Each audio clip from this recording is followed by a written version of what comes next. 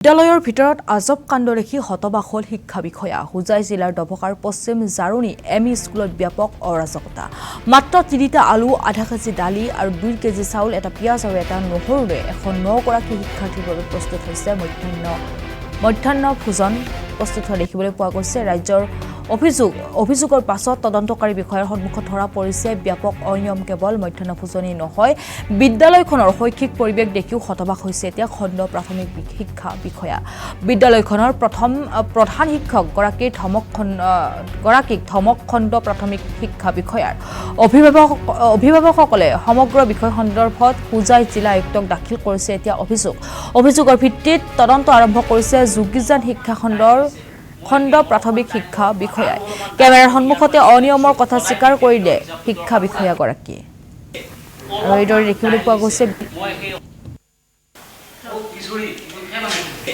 অলপমান দাইল দিছে, মই সেই অলপমান দাইলৰ পৰা আৰু অলপমান দাইল মই ইয়াৰ পৰা নি পেলাই দিছোঁ। সদায় মিড ডে মিলৰ হিচাপটো দৰকাৰ পৰিলে মানে কেতিয়া ৰিটাৰ্ণ দিছে, দৰমহা আইএছআৰে বনাই নে মই বনাওঁ, ইনফৰমেশ্যনটো মোক দিব লাগিছিল নালাগে। ৰিপৰ্ট দিয়া আপুনি ৰিপৰ্টটো হিচাপ দিছে আৰু সেইটো ৰিপৰ্টটো কি ৰিপৰ্ট দিয়া নাই। আপুনি এই মানুহজন যে নাই, এই বস্তুটো আপুনি অফিচত মানুহৰ নাই এইটো কি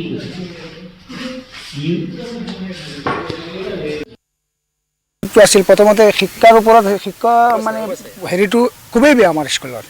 এতিয়ালৈকে ক্লাছ 6ৰ ল'ৰা ছোৱালীবিলাকে নিজৰ নামটো লিখিব নোৱাৰে। আৰু 2 নম্বৰ হৈছে এই যে চৰকাৰে যে মধ্যাহ্ন ভোজনৰ যিটো হেৰি দিয়ে, এইটো লৈ ইমান দুৰ্নীতি কৰি আছে এইটো স্কুলৰ প্ৰধান শিক্ষকে। আমাৰতো আগৰ কোৱাখিনি ঠিকে আছে। আজি বিভাগীয় কৰ্তৃপক্ষৰ বিয়চাৰ আহিছে এটা ইনভেষ্টিগেশ্যনক লৈ, আহি পেলাই পাইছে মাত্ৰ 2টা আলু, 2টা নহৰু, এটা তিয়হ আৰু 2 কেজি চাউল, আৰু ল'ৰা ছোৱালী হৈছে 109টা।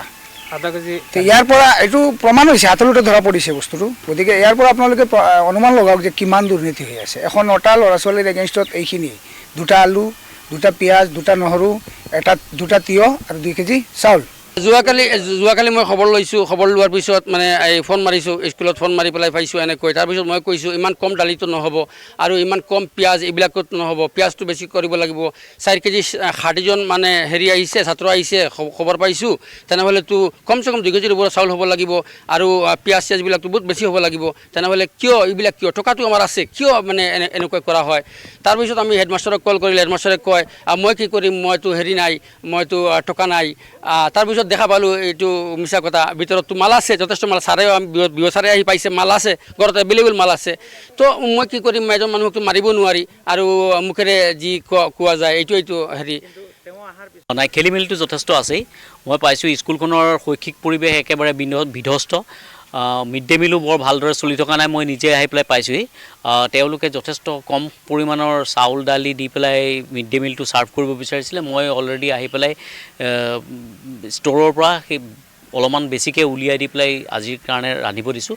মই আপোনালোককো এই বিষয়টো অকণমান অৱগত কৰিব খুজিছোঁ যে আপোনালোক মাজে মাজে আহিব, আহি পেলাই অকণমান এইবিলাক কথা নিৰীক্ষণ কৰিব।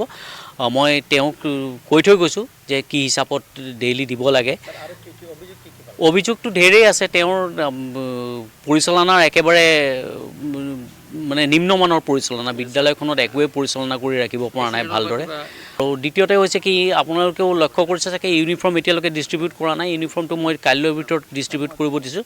ইউনিফৰ্মখিনি ডিষ্ট্ৰিবিউট কৰিব লাগে, ল'ৰা ছোৱালী ইউনিফৰ্মখিনি পোৱা নাই। আহিছে ইউনিফৰ্ম অলৰেডি মজুত আছে।